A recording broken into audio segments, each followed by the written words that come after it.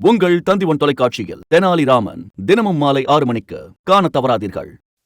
காலாவதியான நூடுல்ஸ் சாப்பிட்ட 2 சிறுவர்கள் உடல் உபாதைகள் ஏற்பட்டு மருத்துவமனையில் அனுமதிக்கப்பட்டுள்ள சம்பவத்தின் பின்னணியை விவரிக்கிறது இந்த செய்தி தொகுப்பு. சிவகங்கை மாவட்டம் திருபுவனம் நகர் பகுதியில் இயங்கி வருகிறது தனியார் பல்பொருள் அங்காடி ஒன்று. இங்கு அதே பகுதியைச் சேர்ந்த 11 வயதான ருத்ரபிரியன் மற்றும் சுஜித் மண்டல் என்பவரின் 17 வயது மகள் அஹான்சா மண்டல் ஆகியோர் அந்த அங்காடியில் கப் நூடுல்ஸ் ஒன்றை வாங்கியுள்ளனர். ஆசையாக வாங்கிய நூடுல்ஸை வீட்டில் தயார் செய்து சாப்பிட்டுள்ளனர். சாப்பிட்ட சிறிது நேரத்திலேயே 2 சிறார்களுக்கும் வயிற்று வலி ஏற்பட்டது. நேரம் செல்ல செல்ல வாந்தி, வயிற்றுப்போக்கு என உடல்நிலை மோசமாகி வந்துள்ளது. இந்நிலையில் சிறார்கள் சமைத்து சாப்பிட்ட கப் நூடுல்ஸ் டப்பாவை எடுத்து பார்த்தபோது அந்த நூடுல்ஸ் ஏற்கனவே காலாவதியானது என்பதை கண்டறிந்தனர்.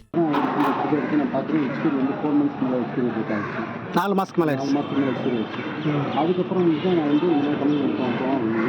இந்த மாதிரி பாதிக்கப்படுறாங்க பார்க்குறேன் தரமற்ற உணவு கொடுத்து அதுக்காக வரும்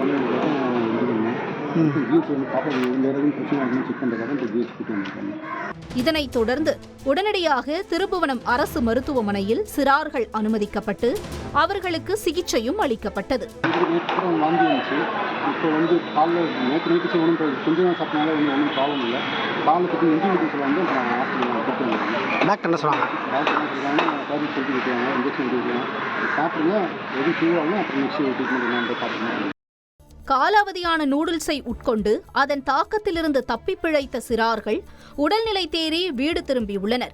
இந்நிலையில் இதுகுறித்து உணவு பாதுகாப்புத்துறை அதிகாரிகளுக்கு தகவல் கொடுக்கவே சம்பந்தப்பட்ட கடைக்கு சென்று காலாவதியான நூடுல்ஸ் டப்பா மற்றும் மசாலா பாக்கெட்டுகளை பறிமுதல் செய்துள்ளனர். அடுத்த கட்ட நடவடிக்கை குறித்து விசாரணை நடைபெற்று வரும் நிலையில் காலாவதியான பொருட்களை விற்பனை செய்த அங்காடி மீது கடும் நடவடிக்கை எடுக்க வேண்டும் என்று பொதுமக்கள் வலியுறுத்துகின்றனர். தந்தி டிவி செய்திகளுக்காக சிவகங்கையிலிருந்து செய்தியாளர் இளையராஜா.